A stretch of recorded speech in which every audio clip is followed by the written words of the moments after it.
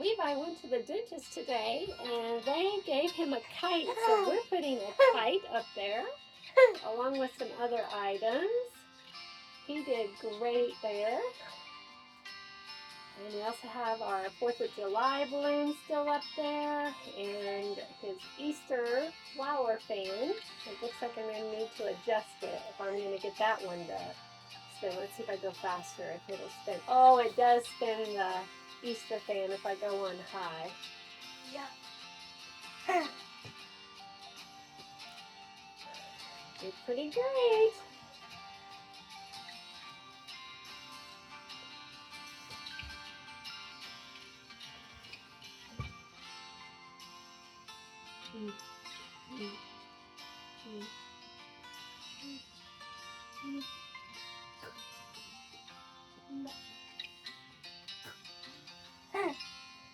Mama.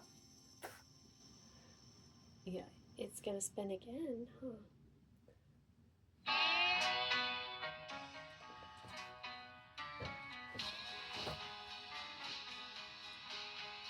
Okay, there we go. Great job at the dentist. Hope you guys are having a great day.